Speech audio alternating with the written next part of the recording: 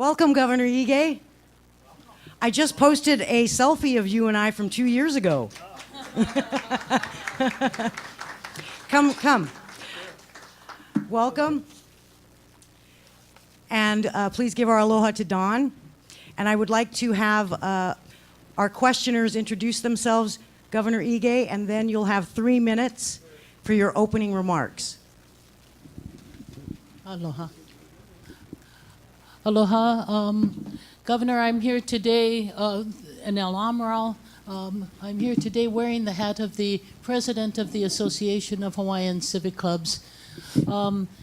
Members present, in the spirit of full disclosure, I need to tell you that Governor Ige appointed me to my second term as a member of the parole board, and for which I am very grateful. Actually, Governor Abercrombie appointed me to my first term, and when that term was completed, Governor Ige was the next governor, and he offered me the ability to serve a second term. There goes that term. These are our 2 next generation. Sure. Aloha, Governor. My name is Alohi Bickley. I'm the policy coordinator for Papa Ola Lokahi, but I'm here today on behalf of the Executive Council for the SHA. Aloha, Governor. My name is Jordan Danner. I'm the policy program manager with the Council for Native Hawaiian Advancement. Yeah. 3 minutes for your opening statement. Okay, thank you. Thank you, mahalo, for inviting me and allowing me to participate in this today's forum. You know, for the past 3 years, I've had the privilege of serving the people of Hawaii as governor. And for 3 decades before that, I had the privilege of serving the people of my community as a state senator and a state representative. You know, I'm a proud graduate of Pearl City High School, public schools. I'm an engineer by profession. I'm also attended the University of Hawaii and have my electrical engineering degree and an MBA. Most important to me, I'm a husband and a proud father of 3 children. I'm proud of what they have been able to accomplish. It really is important to me, and when I focus on the work that I've done, it really is for that next generation. My 3 children work on the mainland today. I am definitely focused on creating the fundamental economy and the opportunities so that they have the opportunity to come back to Hawaii, have thriving careers, be able to afford a home, be able to return to be part of this community. I truly have served in doing the right thing in the right way for the right reason. That has been my prime motivation. It really has been the focus on public service. It's what has driven me in all of the 30 years plus, 33 years now, if you include the 3 years as governor, that has driven me in how I make decisions and how we govern. You know, there's a lot of people who can talk about what they promise or what they'd like to do if given the opportunity. I would like to talk with you about what I have done. I have been privileged to serve in the legislature. I was vice chair of the Hawaiian Affairs Committee when we wrote the water code that really allows and ensures that we have access for homesteading purposes. I was a proud supporter of the Hawaiian Language Immersion Program. The very first public Hawaiian Language Immersion School was in Waiau, in my district. Proudly welcomed them, supported them, worked with the families to ensure, because when I met Larry Kimura, he made it clear that the perpetuation and the preservation of the culture was tied to the language. I've also had the privilege of committing to the Hawaiian Homelands Program. We've made tremendous progress, able to appropriate the most operating funds in the history of the Hawaiian Homelands Program. Question 2. If reelected, Will you, along with your cabinet members, accept an invitation to attend and participate in a policy summit in February 2019 to introduce your cabinet and discuss your priorities? Certainly, as once we convene as a cabinet, we do many things able to connect with various groups all across the state. We certainly would be looking to have that opportunity for the cabinet to meet with the Native Hawaiian community. I would like you to know that I'm the first governor who actually required training on for the entire cabinet on the law and the Constitution about what the obligation in managing the trust on behalf of all of you, so that they were certain about what the constitutional obligations of each and every director would be as they choose to serve the public. This is question 3. Native Hawaiian art helps others visualize a unique Hawaii identity, whether visitor or kama'aina. Yet Native artists are underrepresented in the state's collection. Barely 4% of more than 6,000 pieces are made by Hawaiians. What can you do as governor to ensure that public art by Native Hawaiians is sourced at a high percentage in public spaces and in the visitor industry? Certainly, I do think that there are a couple of things that we could do. I know that we have made at the Hawaii Tourism Authority incorporation of Native Hawaiian cultures and traditions a much, much bigger part of our marketing of Hawaii. And that would include use of Native Hawaiian artists in the resorts and other facilities that become so important. On the state foundation side, I am proud of the fact that the state of Hawaii was the first state in the country to establish a foundation like the State Foundation of Culture and the Arts to promote art in public places. And with the statistics you cited, I would be embarrassed that we haven't had more Native art displayed. So certainly would be looking to work with the commission to identify changes that we could make in the process of commissioning works of art to ensure that we can get more art from Native Hawaiian artists.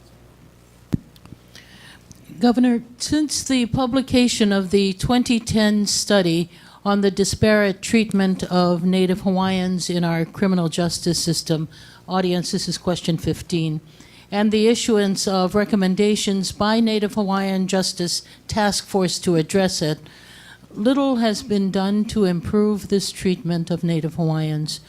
As governor, what criminal justice reform strategies will you prioritize to address this issue and to reduce the record high Hawaii citizen inmate populations in jails and prisons, including keeping them closer to their homes and families, which is so essential to the successful rehabilitation?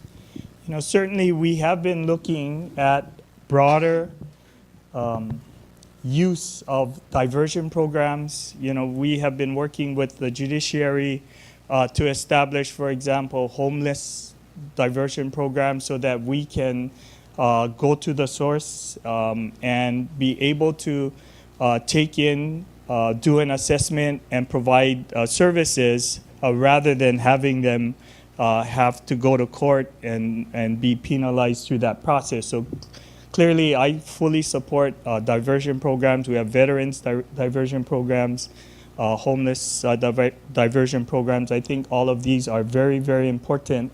We want to be able to do the assessment, provide services before they get into the prison system so that we can take action and have a better success in rehabilitation. I have also been working with a group of advocates, Deman, I know he's here, looking at the whole concept of pu'u honua and looking at how we can develop rehabilitation programs that are more consistent with traditional and cultural practices so that we can find a way to relate to those incarcerated and have a better opportunity for rehabilitation. Question 9.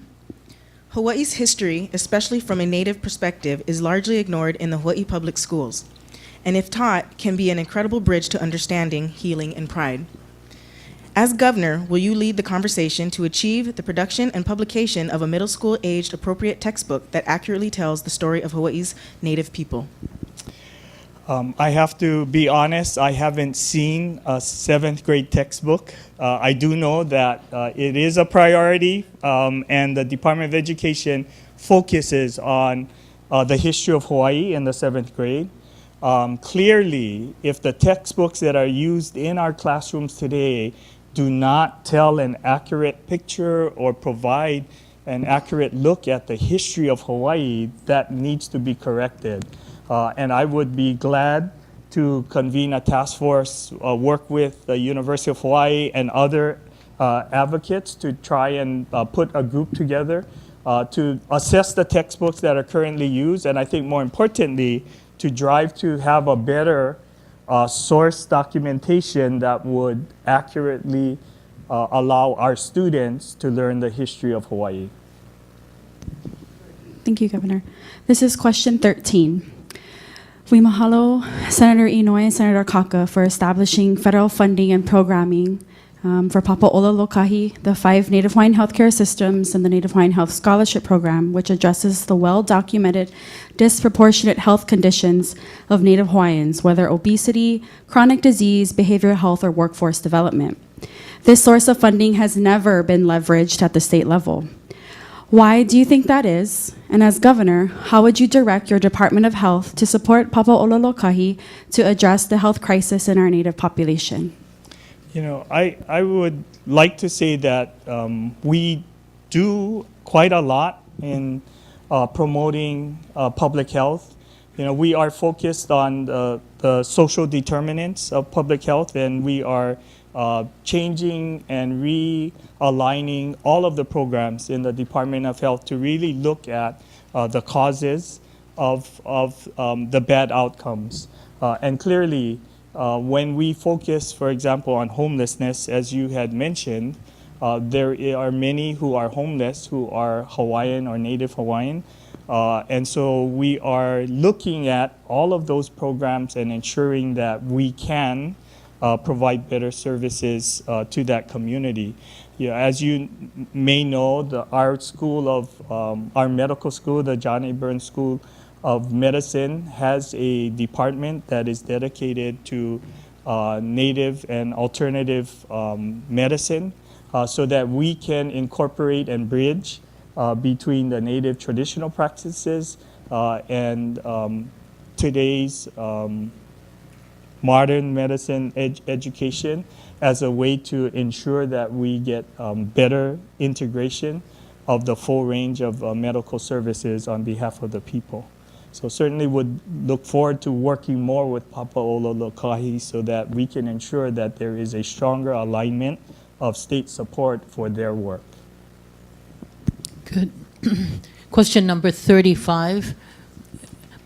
Governor, some may not understand the unique status Native Hawaiians have to state and federal governments.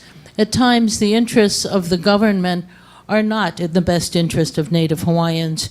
As governor, will you direct your Attorney General to provide separate legal counsel within the Attorney General's office, like the U.S. Department of Justice does for Native peoples, to advise and defend the rights of Native Hawaiians as they are expressed in the state and the U.S. constitutions? Certainly, I'm not exactly aware of how they do it in the U.S. Attorney's Office, but I would be glad to look at any and all opportunities to provide better representation for Native Hawaiians within a state government. As you know, even within the Attorney General's Office, if we need specific expertise in any area, we do seek external consultants to ensure that our agencies can get the representation that best allows them to be successful. And I definitely would be willing to look at and learn from any other opportunity if they do a better job at the U.S. Attorney's Office. I would look forward to learning how they do it and seeing how we can incorporate that and apply that in the Attorney General's office. Thank you. Question 19.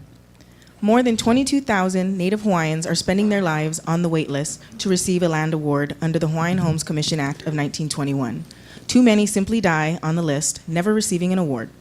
These homestead land awards can be made for residential, farming, or ranching lot with or without infrastructure. As governor, what is your plan to eliminate barriers within state government at DHHL to issue not hundreds but thousands of lease awards during the next 4-year term? You know, certainly we are looking at how we can accelerate lease awards across the full spectrum. You know, I've challenged all of my departments beyond just the Department of Hawaiian Homelands to look at programs that they have that might facilitate and be made available to homesteaders that could allow us to accelerate awarding of leases. You know, we do know that that leases are offered but not accepted by many, and we need to continue to look at all of the reasons that beneficiaries, when offered a lease, are unable to accept. The 3 most often cited reasons for not accepting a lease is, one, they don't like the location, you know, and we do have high demand on Oahu with very little land here, and so that continues to be a challenge. The second reason is that they don't have a down payment, unable to afford the mortgage. And then the third one is that they can't qualify for the financing. So we have been looking at responding to these reasons for not. We've ramped up our efforts to create credit and counseling and assistance programs to allow them to be able to finance their homes. You know, we authorized subsistence ag homesteading for the first time. We're in the process of issuing rules because we want to be able to award ag awards. We've been looking at Kuleana lot awards and making sure that you know, we don't have infrastructure in these sites, but we have lands, and if beneficiaries are willing to acknowledge that we might not be able to put in, or we will not be able to put in infrastructure, and they want to take that lease, we're going to make that available.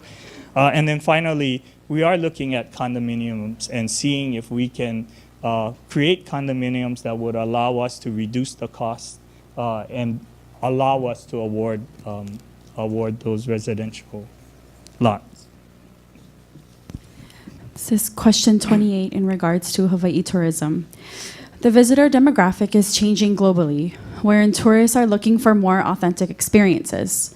The Hawaii Tourism Authority is funded at upwards of $80 million annually, yet a tiny percentage is dedicated to investing in Native Hawaiian culture. As governor, how would you continue to ensure that HTA moves away from the plastic marketing of Hawaii and invests more in culturally authentic experiences, including greater investments from HTA into local watersheds, environments, county parks, cultural practices, and the alike? Certainly, and I do agree, and I think that even HTA recognizes that what the visitor coming to Hawaii today is they want an authentic experience. And so it's in HTA's best interest to support investments in more Native Hawaiian organizations and Native Hawaiian cultural experiences. So, you know, we continue to work with the HTA board. They are looking at what it is that the visitor wants. You know, I was one of the first legislators that committed $3 million from HTA to support beach replenishment and support of our public parks. I look forward to the opportunity to direct more. I do believe that we need to make a bigger investment in infrastructure supported by TAT dollars because it benefits our community as well as the visitor experience. And we do see more and more of the visitor industry recognizing and engaging and wanting to engage to create more authentic experiences because that's what the visitor wants. Question number 27. Governor, would you pursue an aggressive capital improvement plan to upgrade Hawaii's infrastructure through general obligation bonds for roads, neighbor island sewage treatment plants, rural schools and clinics, and renewable energy infrastructure that includes such improvements on Hawaiian homes land located in every county? Certainly, I have been working with the mayors and the councils all across the state to improve and provide housing for our community. Since becoming governor, I do know that that is a constant priority all across the state. We don't have enough housing for our peoples. So we have focused on partnerships. I have actually changed the law, championed a change in the law that allowed us to take the dwelling unit revolving fund and make it available to support infrastructure projects that support the homesteads as well as the development of housing in the various communities. In fact, we do have an example of something that I've done already at Kamakana Villages on Hawaii Island, where the state is spending general obligation bonds because they needed a connector roadway that would enable the Hawaiian Homelands Project to go ahead, but also would allow the county to proceed with their development of housing on the west side of Hawaii Island. And clearly, that's something that I believe in and I've actually been working on and been able to complete on behalf of getting better infrastructure to support Hawaiian homelands as well as housing development. Mahalo, Governor. This will be your final question, and after your answer to this, you can proceed into your 3-minute closing statement. Sure. This is question 33 for the audience. The Office of Hawaiian Affairs is a state agency vehicle created by the people of Hawaii in 1978 to fulfill the state's obligation under the 1959 Hawaii Admissions Act to direct 1/5 of the ceded land revenue to benefit Native Hawaiians and Hawaiians. As governor, what role can you play to protect the interests of Native Hawaiian beneficiaries to ensure that the ceded land trust administered by OHA serves the Native Hawaiian people as the Statehood Act intended?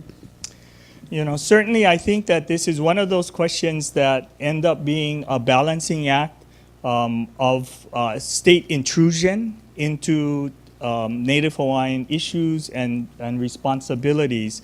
But I do believe, and I have been an advocate for transparency, and what I will advocate for is more transparency at the Office of Hawaiian Affairs.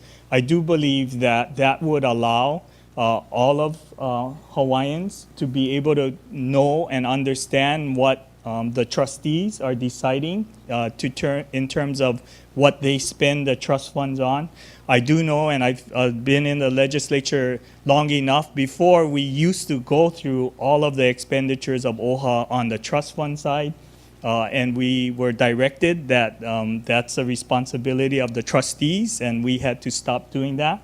And because of that, I do believe that if we could provide greater transparency so that the public could hold the trustees accountable for how the funds are expended, how they are making decisions about prioritizing requests from the community, and how the trustees can be held accountable for how they decide to spend trust funds, then you as voters and beneficiaries would be able to hold them accountable and vote for someone else if they are not doing what is in the best interest of all of the Hawaiian people. Governor, you have 3 minutes to give your final closing statement. Thank you. Thank you. Thank you very much. And I really appreciate this opportunity to talk with every one of you.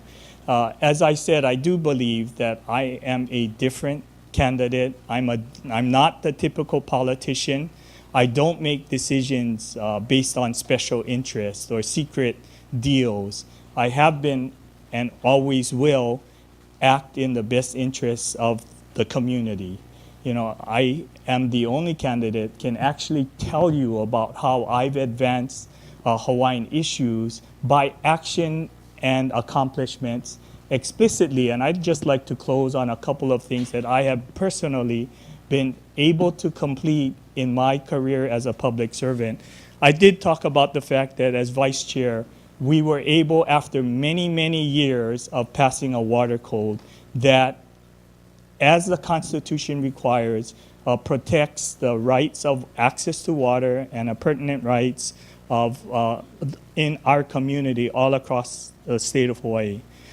I, as chairman of Economic Development and Hawaiian Affairs, negotiated the first ceded land settlement to resolve the claims, and I still believe that that was the fairest settlement, where we actually tried to identify which lands, which revenues would be subject to the 20%, and Governor Waihee was governor, Auntie Frenchie DeSoto was chairman of the Office of Hawaiian Affairs. We went back and forth about what would be appropriate, but we came to settlement on what ceded land revenues should be supporting OHA.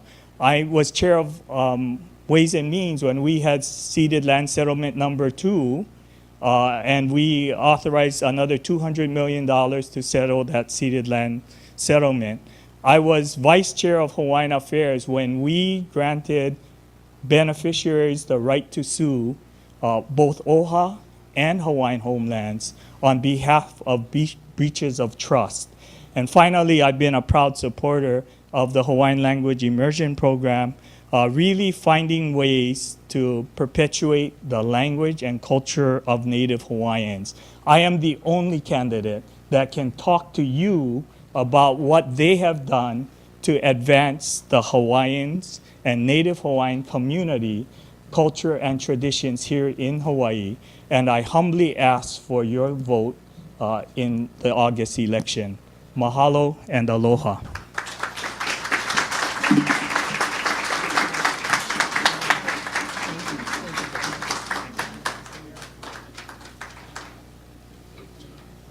Governor, in your bag, there are policy priorities.